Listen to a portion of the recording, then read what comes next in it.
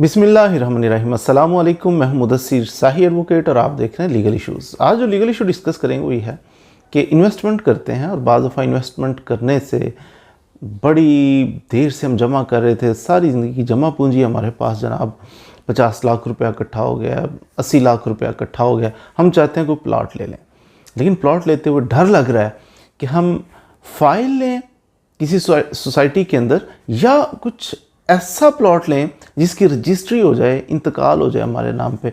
पक्की चीज़ कौन सी है इनमें से, किस में रिस्क कम है, किस में ज़्यादा, यही बात करेंगे।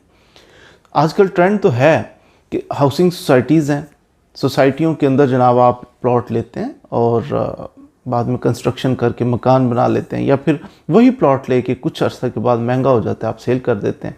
ये ट्रेंड भी है। दूसरा ये है कि कोई प्लॉट ऐसा लें या मकान ऐसा लें, बना हुआ है मकान या खाली प्लॉट है, लेकिन उसकी मिल्कियत है किसी बंदे के नाम पे, किसी एक स्पेसिफिक पर्सन के नाम पे।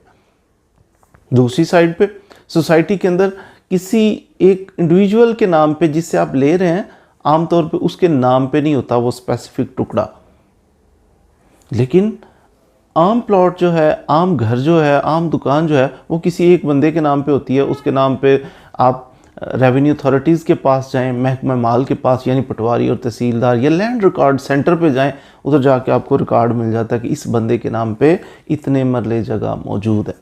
रजिस्ट्री मिल जाएगी आपको, इंतकाल हुआ मिल जाएगा उस बंदे के नाम पे। अब ये मुसद्दका सी चीज़ें हो जाती हैं। डिफरेंस क्या है इन दोनों में? बुनियादी चीज़ ये है कि क्यों हम लालच करते हैं, क्यों इस चक्कर में पड़ते हैं कि हम सोसाइटी के अंदर ले लें? क्योंकि ये आम तौर पे इंस्टॉलमेंट पे मिल जाती है। कहते हैं कि सोसाइटी बनी है तो जनाब आप भी ले लें, फ़ाइल ले लें एक।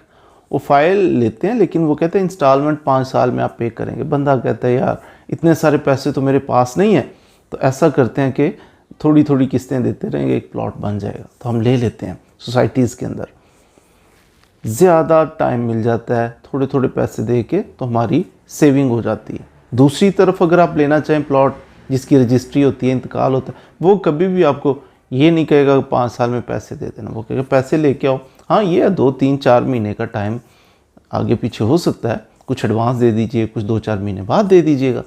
तो उधर कैश चाहिए होता है रजिस्ट्री वाली जगह लेने के लिए, इंतकाल करवाने के लिए, उसके लिए कैश आपके पास, कैश इन हैंड होना चाहिए। बाकी जो है इंस्टॉलमेंट पे मिल जाती है सोसाइटीज़ के अंदर।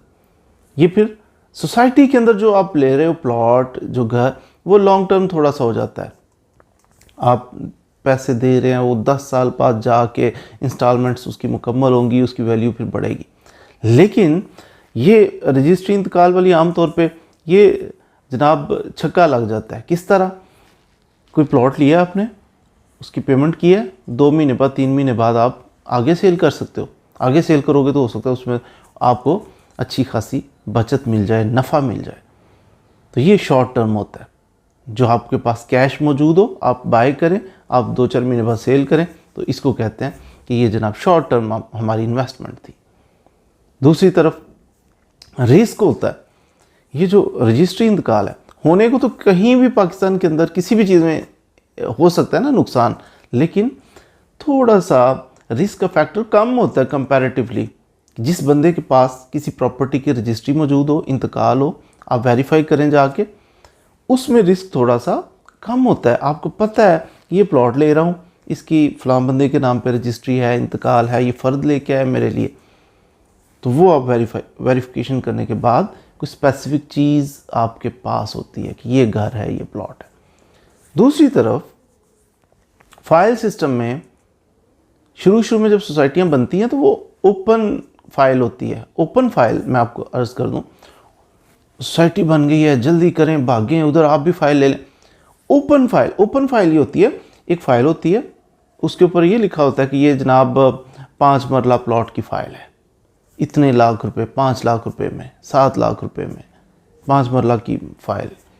ये नहीं लिखा होता किस बंदे के नाम पे 5 मरले। ये नहीं लिखा होता कि ये 5 मरले हैं कहाँ पे, किस जगह पे हैं। उसकी एग्जिस्टेंस ही कोई नहीं होती बाहर सोसाइटी के अंदर। फ्यूचर में कभी हम जनाब बैलेटिंग होगी, फ़लाँ होगा, ये होगा, तो उसके बाद कभी जाके पता चलेगा कि प्लॉट है किधर। ये है ओपन फाइल। अब ओपन फाइल पे जिस बंदे ने 5 लाख 10 लाख दिया, एक फाइल का टुकड़ा ले लिया, अब इसके पास कुछ भी नहीं है बाजार सिवाय इसके। ऐसा नहीं कि हमेशा फ्रॉड ही होता है। यहाँ पे बचाने वाली चीज़ और डुबाने वाली चीज़ ये है कि अगर तो रिलायबल किसी कंपनी से आपने फाइल ली है, बड़े बड़े नाम हैं इस हाउसिंग सोसाइटीज़ के, तो वो बड़े, उनको फिर अपनी इज़्ज़त की भी फिक्र होती है कि हमने चीटिंग नहीं करनी, तो वो आमतौर पे उनकी वो ओपन फाइल भी आप ले लें तो फ्यूचर में जाके उसमें आपको नफ़ा हो सकता है।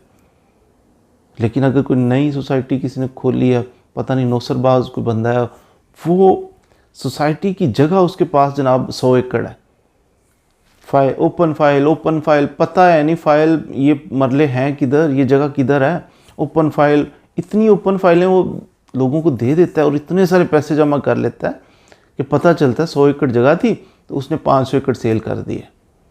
तो हम कागज़ का वो टुकड़ा लेके फिरे होते हैं कि किधर है प्लॉट, पता ही नहीं चलता, ओहो फ्रॉड हो गया, फिर परेशानी होती है।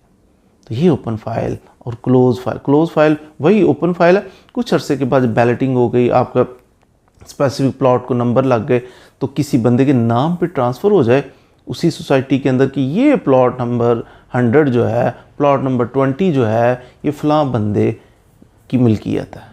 अगरचे महकमा माल में उसका इंदराज नहीं होगा सोसाइटी के अंदर ही, लेकिन फिर भी कुछ ना कुछ वो प्लॉट एग्जिस्ट कर रहा होगा क्लोज फाइल में। तो फाइल सिस्टम में जब भी आपने ये कोशिश करनी है लेने की, ये देखना है कि वो कंपनी रिलायबल है, जो हाउसिंग सोसाइटी रिलायबल है। अगर तो रिलायबल है तो फिर आपको ओपन फाइल लेने में भी कोई मज़ायका नहीं, क्लोज फाइल लेने में भी मज़ायका नहीं। अदरवाइज़ अगर वो बंदा रिलायबल नहीं है, ब्लंडर कर सकता है, तो समझिए कि ब्लंडर हो गया, कि वो बहुत सारी थोड़ी सी जगह को बहुत सारे लोगों में सेल कर चुका होगा और आपको कहीं फ्यूचर में मिलेगा ही नहीं प्लॉट किधर है। तो रिस्क फैक्टर जो है ये फाइल सिस्टम में कंपैरेटिवली ज़्यादा है और रजिस्ट्री इंतकाल में कंपैरेटिवली कम है।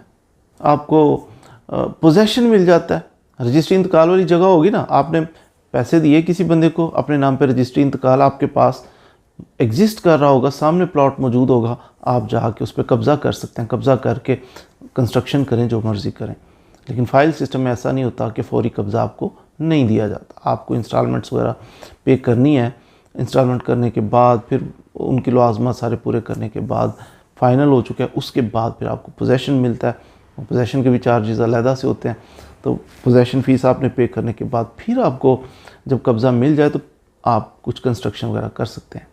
सेल करने में भी बाज़ दफ़ा बातें होती हैं, टैक्सेस तो दोनों तरफ पे करने पड़ते हैं, फाइल सिस्टम में भी करने पड़ते हैं, रजिस्ट्री इंतकाल में भी आपको टैक्सेस पे करने पड़ते हैं। तो उम्मीद है आज आपने फाइल सिस्टम, फाइल किसी हाउसिंग सोसाइटी में लेने में क्या क्या रिस्क हो सकते हैं, इसके बारे में कुछ ना कुछ सीख लिया होगा। मज़ीद वीडियोज़ के लिए हमारे साथ रहिए।